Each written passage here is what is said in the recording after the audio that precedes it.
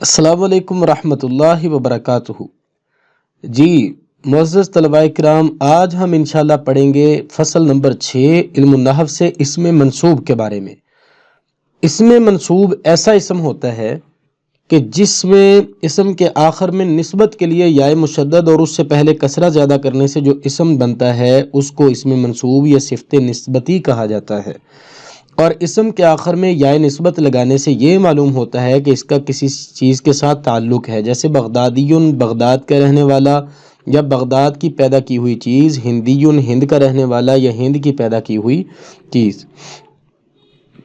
جی آگے دیکھیں ذرا، اس کے بعد جو ہے وہ ہم صرفیٌ علم صرف کا جاننے والا، اس کو صرفی کہتے ہیں۔ نحویٌ علم نحو کا جاننے والا۔ اب ذیل میں اس کی نسبت کے چند ضروری قواعد جو ہیں وہ انشاءاللہ ہم پڑھتے ہیں، لیکن اس سے پہلے میں اس کی ایک سادہ سی مثال آپ کو دے دیتا ہوں تاکہ بات کو سمجھنے میں آسانی ہو۔ یہاں پہ آپ دیکھیں وائٹ بورڈ کے اوپر، مثال کے طور پہ ایسا اسم جو کسی جگہ، شخص یا پھر چیز کی دوسری چیز کے ساتھ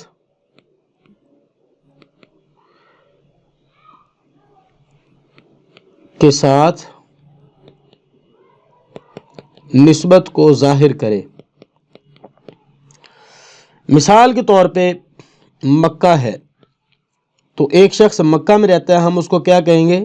مکیٌ، کہ یہ شخص مکہ میں رہتا ہے۔ ہند میں رہنے والے کو ہم کیا کہیں گے؟ ہندیٌ۔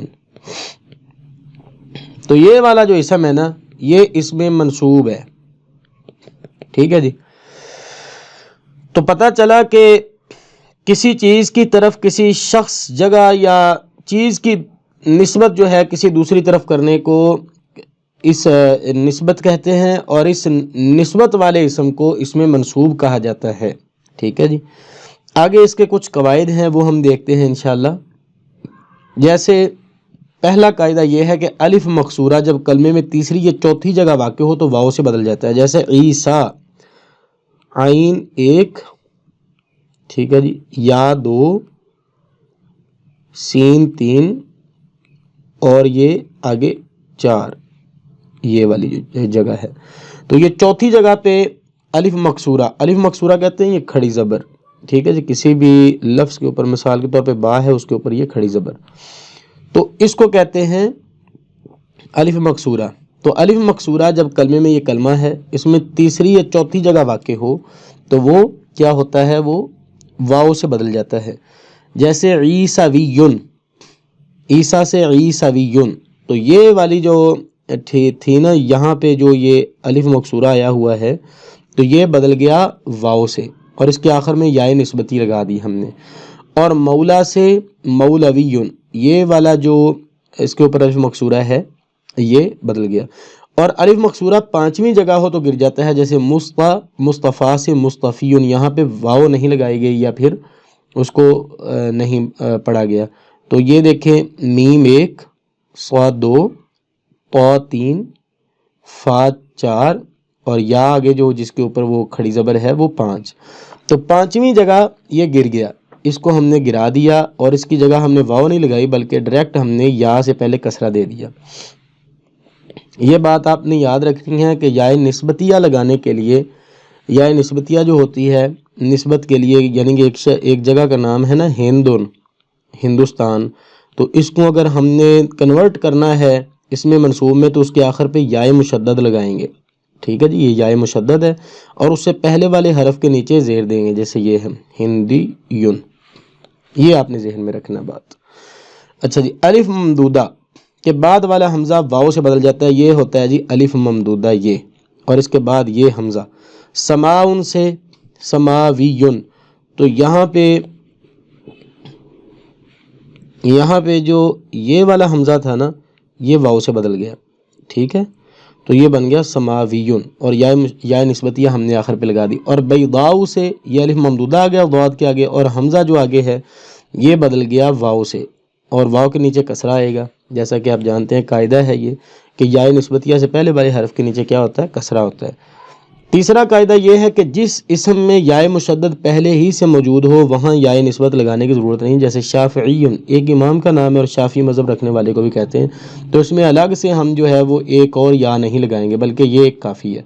جب اسم میں تائے تنیث ہو تو وہ نسبت کے وقت گر جاتی ہے، جیسے کوفۃ سے کوفیون، یہ والی جو تائے تنیث ہے آخر پہ یعنی کہ مؤنث والی جو تا ہے اس کو ہم کوفتیون نہیں پڑھیں گے بلکہ اس کو گرا دیا اور یہ بن گیا کوفیون۔ اور مکہ تن سے مکیون، ایسے ہی اسم جو اسم فعیلتن اور فعیلتن کے وزن پر اس کی تا بھی گر جاتی ہے، جیسے مدینتن سے مدنیون، مدینتن ہے فعیلتن کے وزن پر اور جہینتن ہے فعیلتن کے وزن پر، تو اس کی نسبت کے وقت بھی جو تا تھی یہ آخر پہ جو تا تھی یہ گر گئی، یہ آخر پہ جو تا تھی گر گئی، تو یہ مدینتن سے مدنیون اور جہینتن سے جوہنیون، یہ والی تا گر گئی، یہ والی تا گر گئی۔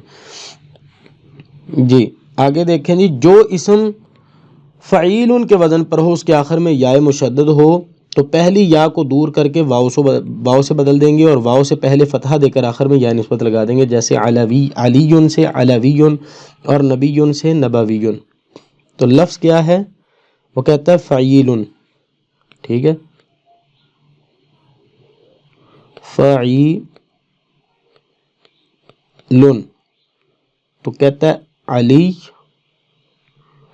اصل میں تھا یہ ایک یا اور ایک یہ یا کا یا میں ادغام ہوا ہے نا اصل میں، تو علی یون، تو اس کو جب ہم یا نسبتیہ لگائیں گے تو پھر کیا کہیں گے؟ علی، کہتا ہے کہ اس کے آخر میں یا مشدد ہو تو پہلی یا کو دور کر کے واو سے بدلیں گے، یہاں پہ ہم نے پہلی یا کو دور کیا اور اس کو ہم نے بدلا، یعنی کہ لفظ ہے علی یون، تو ہم نے اس میں پہلی یا کو بدلا واو سے، یہ بن گیا علی وا، تو اس کے نیچے ہم نے لگا دی زیر اور آخر میں یا نسبتیہ لگا دی، تو یہ بن گیا علویون، علوی خاندان، ٹھیک ہے۔ اور ایسے نبیون سے نبویون، یہ تو ویسی ہی مثال ہے، آسان ہے۔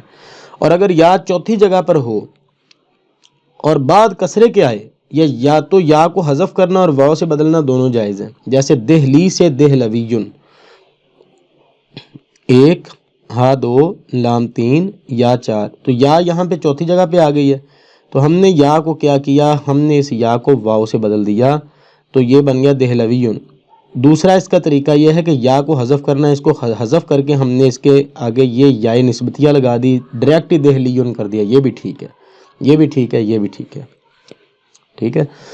اگلا قاعدہ یہ کہ اگر اسم کے آخر سے حرف اصلی حذف کر دیا گیا ہو تو نسبت کے وقت واپس آ جاتا ہے، جیسے اخون سے اخویون، اخون اصل میں اخاون تھا، تو جب نسبت کی تو یہ دیکھیں گے واپس آ گیا، یہاں پہ واو، ٹھیک ہے، آخر پہ یا مشدد آ گئی اور پہلے کسرہ آ گیا۔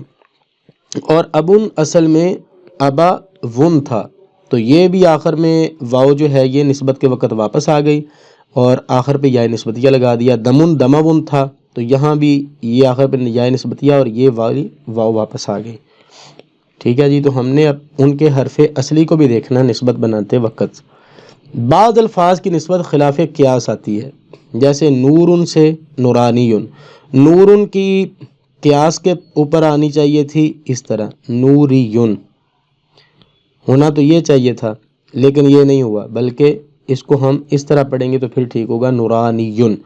حقن سے حقیون، یہ ہونا چاہیے تھا لیکن یہ خلاف قیاس آئے گی تو یہ ہوگا حقانیون، ٹھیک ہے۔ کبھی کبھی قاعدے سے ہٹ کے بھی آ جاتی ہے، اس کا مطلب ہوتا ہے خلاف قیاس۔ تو یہ تھا جی آج کا ہمارا سبق، انشاءاللہ رئیس راضیون بادیتن سے بدویون۔ تو انشاءاللہ ہم نیکسٹ سبق جو ہے ہمارا وہ اس میں تصغیر کے بارے میں ہے، وہ بھی بہت آسان ہے، اس کے جو ہیں وہ تقریباً 3 قاعدے ہیں انشاءاللہ، اس کے بعد معرفہ اور نکرے کی بحث آ جائے گی۔ تو ملتے ہیں انشاءاللہ اگلے سبق میں۔ السلام علیکم ورحمۃ اللہ وبرکاتہ۔